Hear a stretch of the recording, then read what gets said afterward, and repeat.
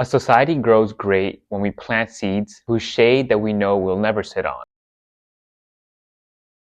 I think there's something so beautiful about this saying to me. It represents true service and sacrifice. How could we possibly disagree with this? Most of us do probably plant seeds to never know if it's actually beneficial to others. It might be useless or even hurtful. It's kind of difficult to say. I think it's true that the journey is the way. And as we say, results isn't all that matters. We say this all the time. It's so fleeting to achieve specific goals. It doesn't arrive. However, this is only true because we often seem to set the wrong goals to begin with. I think if the goal is just to be free, happy, and at peace and capable, then the result is all that matters. That is the only result that matters. It may seem like a pedantic thing to say, but it can be applied to so many things. We spend more time looking for the optimal routine rather than doing the thing. I know people that will preach about this workout protocol or this study habit or this morning habit, but yet I don't see any greater results from them compared to anyone else. They aren't necessarily more successful or happier looking to me, or free, or really that much more capable than anyone else. In the same manner, we can't actually spend all our time overwhelmed by the pros and cons lists, but we don't even move. And a lot of us may move, but we do so in a numb way. We end up in a super orchestrated, abstract, and empty philanthropy that rich people give. In fact, nothing reminds me of this more than someone like Mr. Beast. Whether or not you think he's a good person, content may help more than it hurts, yet something about it feels off. It's lacking a sense of something. I can't quite explain it, but we can all sense it. Result is all that matters, but I don't think this is the type of result that we're all looking for.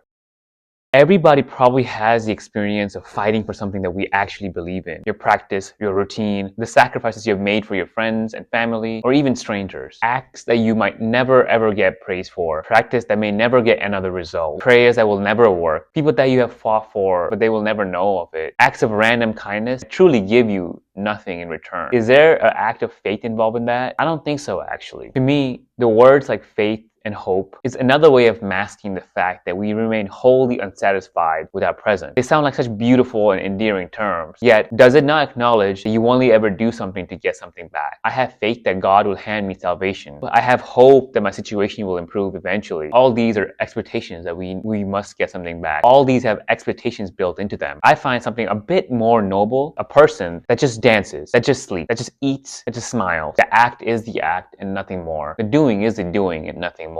When I read stories about scientists that spend their entire lives dedicated to a very, very niche topic, I find it so cool. It's so cool to see an artist perform a great routine that they've worked on for years and years of their lives. When I see two people fight, a tournament, or even a fictional show, it's so enthralling to see who will win. I find myself gripped at the edges of my seat, waiting to see what the result is. If I step out, all I really see is two monkeys fighting. In the grand scheme of millions of years of evolution, if I step out, the scientist is just another ape looking at the stars that will soon be forgotten. If I step out, the artist is just a strange animal drawing figures for other person. That really amounts to nothing. A perception of this act is really entirely dependent on the level that we're asking our questions.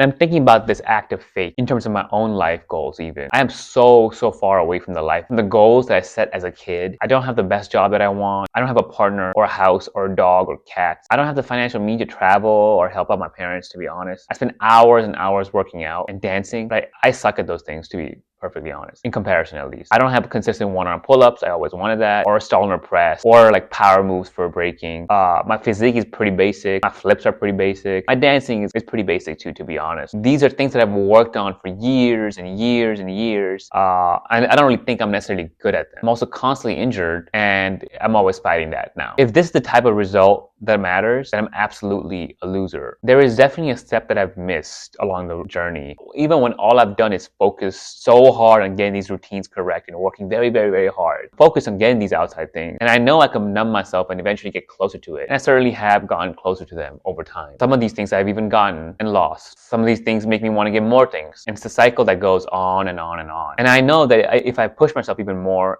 if I make myself even more number, I could get those things. Yet, I think the person that achieves those goals, the version of me that gets that thing, is gonna feel like a completely different person entirely. Someone that I may not recognize. It's definitely not something that a 12-year-old Darsh have ever recognized. If I do it in that manner, where I'm numb to the experience, will there be any satisfaction? Will there be any self-discovery? What's the intention that I was fighting for and with? What even exactly is the point of having these goals? The person that wanted them is guaranteed to not be at the end. So I think the result that I'm seeking for does matter, but it matters now. I want to pray to love now, not in preparation for future. I want my thinking to be clear now. I don't want to have to be waiting around practicing routines to make it clear in the future. I want to be able to do a flip when I want to be able to do it, a split when I need to be able to do it. And I'm certainly not saying to skip out on discipline or concentration or practice. What I'm asking is to understand what exactly is the reason that we're practicing for. It's not just for the sake of practice. No, seriously, what are we training for? What actually are we studying for? What is this work that I'm putting in for? For me, the practice is the enjoyment that I get from choosing things that are hard, that cause me pain, that cause me some amount of suffering, and intentionally doing them. Things that are engaging, things that help me connect with others and